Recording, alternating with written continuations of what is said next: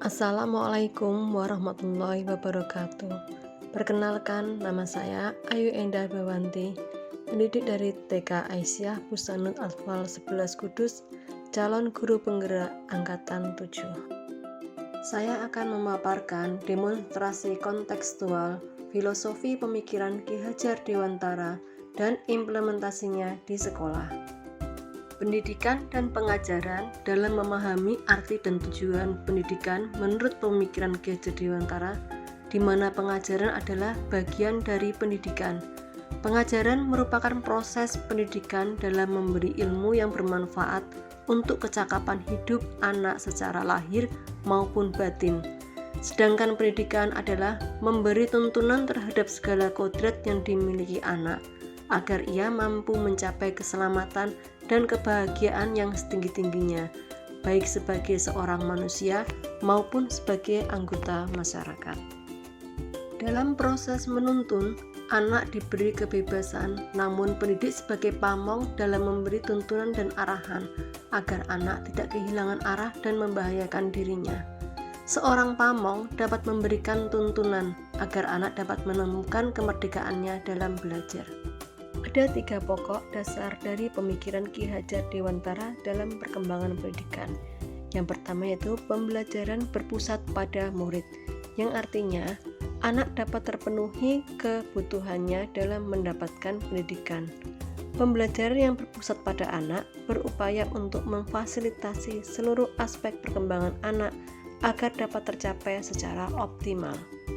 Pembelajaran disesuaikan pada kebutuhan, bakat, minat, dan potensi yang dimiliki anak, dan dengan kegiatan yang menyenangkan, sehingga anak akan merasa nyaman dan bahagia dalam belajar. Yang kedua, pendidik menuntun kodrat anak.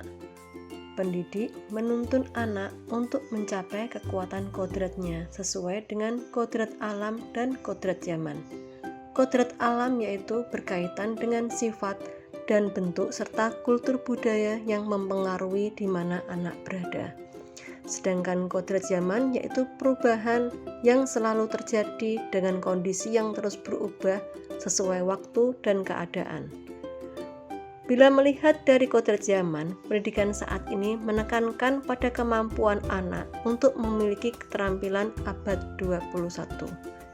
Didiklah anak-anak dengan cara yang sesuai dengan tuntunan alam dan zamannya sendiri. Dasar pokok pemikiran dari Ki Hajar Dewantara dalam perkembangan pendidikan yang ketiga adalah trilogi pendidikan.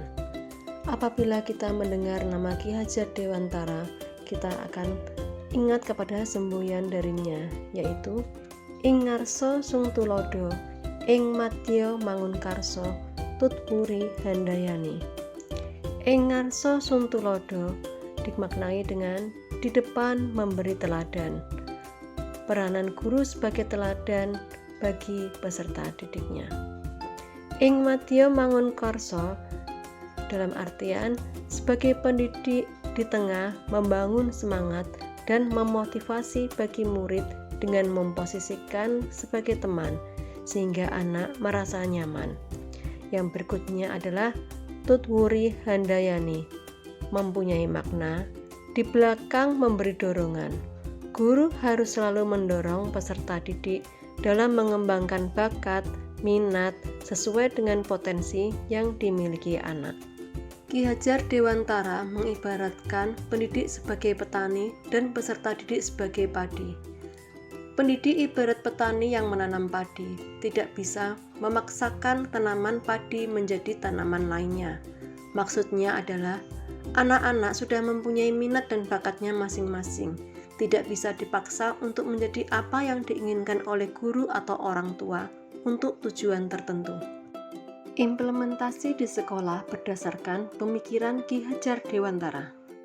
Didik menuntun anak sesuai dengan bakat, minat, potensi yang dimiliki dengan kegiatan pembimbingan, literasi, dan ekstrakurikuler.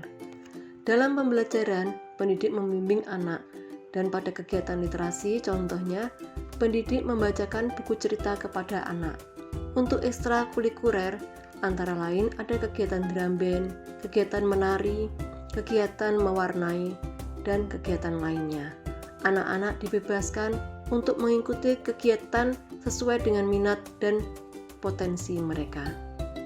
Penanaman budi pekerti dengan kegiatan pembiasaan. Pendidik juga menanamkan nilai-nilai karakter dengan budi pekerti yang baik. Budi pekerti merupakan keselarasan atau keseimbangan hidup antara cipta, rasa, karsa, dan karya. Budi pekerti melatih anak untuk memiliki kesadaran diri yang utuh untuk menjadi dirinya atau kemerdekaan diri dan kemerdekaan orang lain. Di sekolah kami menerapkan 5S, yaitu senyum, salam, sapa, sopan, dan santun. Ada juga pembiasaan untuk berdoa sebelum dan sesudah kegiatan, membersihkan lingkungan sekolah, membantu teman, dan kegiatan sholat duha. Selanjutnya adalah kegiatan pembelajaran.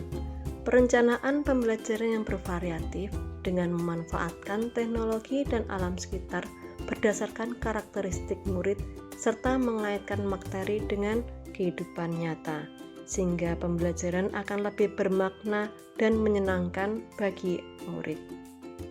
Ada beberapa tantangan di sekolah atau kelas, yaitu kurangnya pemahaman bahwa penanaman budi pekerti bukan hanya di sekolah saja, tetapi lingkungan keluarga juga berperan sangat penting sebagai keteladanan dari orang tua.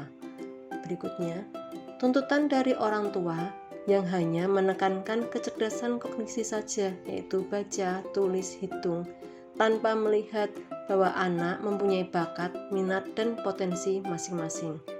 Berikutnya, pengetahuan pendidik dalam mengikuti perkembangan zaman, baik dalam pendidikan maupun teknologi, yang masih sangat kurang dan perlu untuk lebih dikembangkan lagi. Solusi yang dapat dilaksanakan yaitu pertama, sekolah mengadakan pertemuan wali murid atau kegiatan parenting sekaligus menyelaraskan pemahaman tentang pendidikan budi pekerti. Yang kedua, memberikan pemahaman dan kesepakatan bahwa anak mempunyai bakat, minat, dan potensi yang berbeda-beda, sehingga orientasi pendidikan di sekolah juga disesuaikan dengan kebutuhan anak. Yang ketiga, pendidik harus selalu mengembangkan dirinya dan siap mengikuti segala perubahan dalam pendidikan maupun teknologi dengan mengikuti berbagai pelatihan, seminar, maupun workshop. Demikianlah pemaparan demonstrasi kontekstual dan implementasi di sekolah terkait dengan pemikiran Ki Hajar Dewantara. Terima kasih. Wassalamualaikum warahmatullahi wabarakatuh. Salam dan bahagia.